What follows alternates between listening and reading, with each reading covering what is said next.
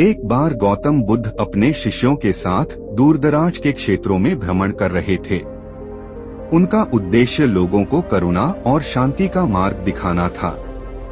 चलते चलते वे एक छोटे से गांव पहुंचे जो घने जंगलों से घिरा हुआ था। जब वे गांव के भीतर गए तो उन्हें वहां का माहौल कुछ अजीब और डरावना लगा। लोग डरे हुए थे, घरों के दरवाजे बंद थे और सड़कें सुनसान थीं।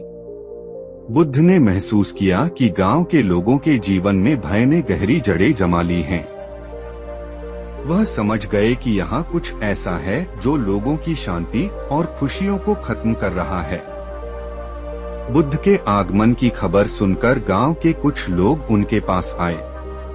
उनके चेहरों पर डर की छाया थी। उन्होंने हाथ जोड़कर कहा, महात्मा, कृपया हमारी मदद कीजिए। हमारे गांव के पास एक भयानक जंगल है। उस जंगल के बीचों बीच एक प्राचीन बरगद का पेड़ है। वह पेड़ श्रापित है। वहां एक भूत का वास है जो किसी को भी जीवित नहीं छोड़ता। वर्षों से हम इस भय में जी रहे हैं। कोई भी उस रास्ते से गुजरने की हिम्मत नहीं करता। गांव वालों के स्वर में घबराहट साफ झलक रही थी।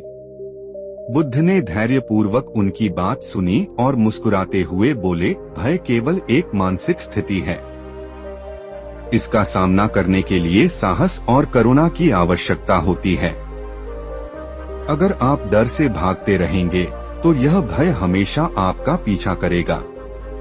हमें इस समस्या को समझना होगा और इसका समाधान करना होगा। बुद्ध की बात सुनकर ग्रामीणों ने कहा, महात्मा, उस जगह पर जाना बहुत खतरनाक है। वहां से कोई वापस नहीं आता। बुद्ध ने शांत स्वर में कहा, जो बंधन में है उसे मुक्ति चाहिए। शायद उस भूत को भी। डर को समझे बिना उससे छुटकारा नहीं पाया जा सकता। अगले दिन बुद्ध अपने शिष्यों के साथ उस घने जंगल की ओर निकल पड़े। गांव वाले उनके साहस को देखकर आश्चर्यचकित थे।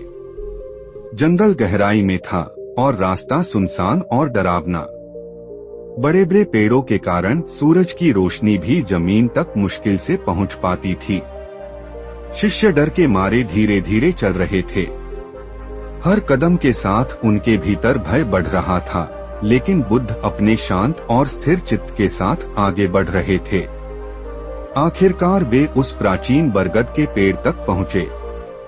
यह पेड़ विशाल, रहस्यमय और डरावना था।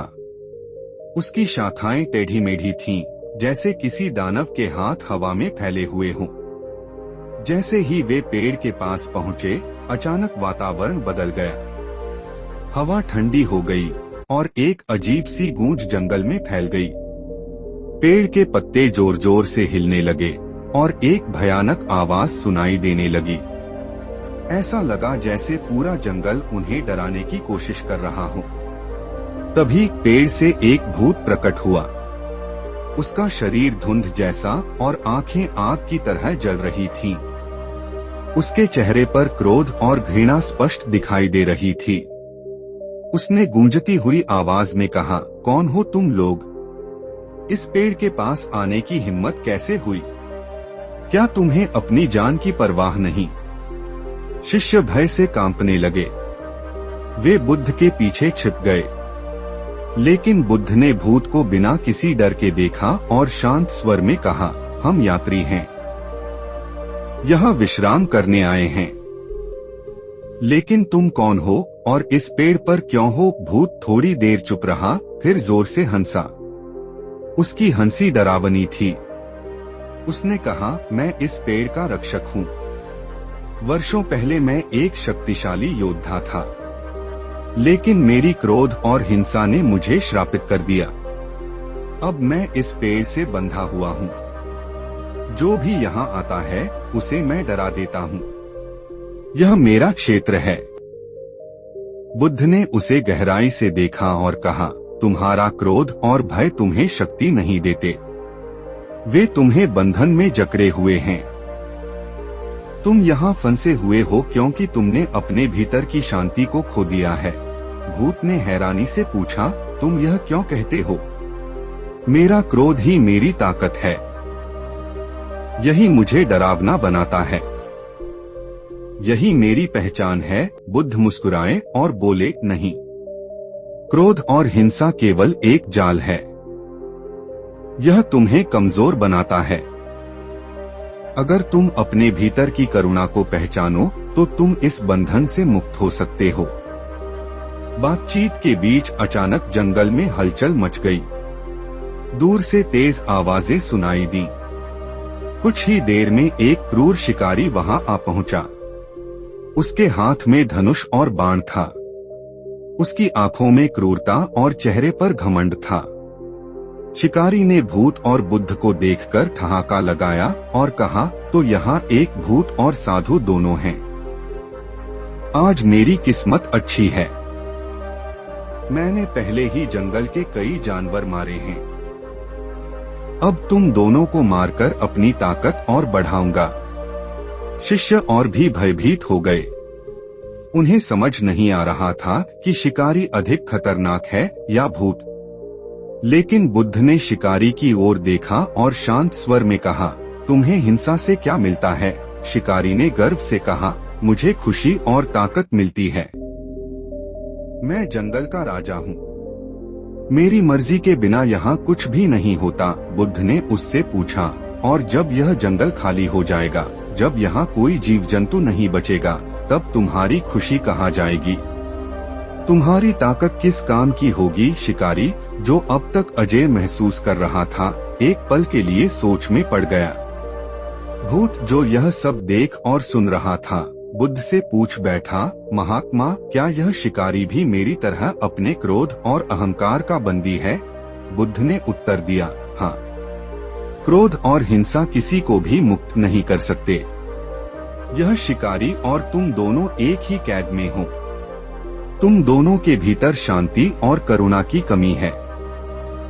यदि तुम इस कमी को पहचान सको तो तुम दोनों मुक्त हो सकते हो। शिकारी की आंखों में अचानक एक चमक आई। उसके हाथ से धनुष गिर गया। उसने कहा, महात्मा, मैंने अपने जीवन में बहुत हिंसा की है। मैं समझ गया हूँ कि यह मेरी कमजोरी है। कृपया मुझे शांति का मार्ग दिखाइए। भूत ने भी झुककर कहा, महात्मा, आपने मेरी आंखें खोल दी। अब मैं भी इस पेड़ से मुक्त होना चाहता हूँ। कृपया मुझे मार्ग दिखाइए। बुद्ध ने दोनों को ध्यान और करुणा का मार्ग सिखाया। शिकारी ने अपनी हिंसक प्रवृत्ति को त्याग दिया और बुद्ध का अनुयायी बन गया। भूत, जो वर्षों से अपने क्रोध और भय में बंधा हुआ था, मुक्त होकर अंतः शांति में विलीन हो गया। उस दिन जंगल में एक नई शांति छा गई। बरगद का पेड़, जो कभी डर और श्राप का प्रतीक था, अब करुणा और मुक्ति का प्रतीक बन गया। यह कहानी बताती है कि क्रोध, अहंकार और हिंसा केवल बंधन हैं। सच्ची शक्ति करुणा, आत्मज्ञान और शांति में है। जब हम इन गुणों को अपनाते हैं, तभी हम सच्ची मुक्ति प्राप्त कर सकते हैं। दोस्तों, यह थी कहानी शिकारी, भूत और बुद्ध का संदेश। उम्मीद है कि यह कहानी आपको पसंद आई होगी और इससे आपको जीवन में शांति, करुणा और क्रोध को त्यागने का महत्व समझने को मिला होगा। अगर आपको यह कहानी अच्छी लगी तो मेरे चैनल शिवा इंस्पायर्ड 87 को सब्सक्राइब करना न भूलें। वीडियो को लाइक और शेयर करें ताकि यह संदेश अधिक से अधिक लोगों तक पहुंचे। नीचे कमेंट में लिखकर बताएं कि इस कहानी का कौन सा हिस्सा आपको सबसे ज्यादा प्रेरणादायक लगा। और हाँ, ऐसी और भी रोचक और प्रेरणादायक कहानियों के लिए जुड़े रहें। हमेशा याद रखें, क्रोध और भय आपको जकड़ते हैं, लेकिन करुणा और शांति आपको मुक्त करती है। तो चलिए अगली कहानी में फिर मिलते हैं। धन्यवाद।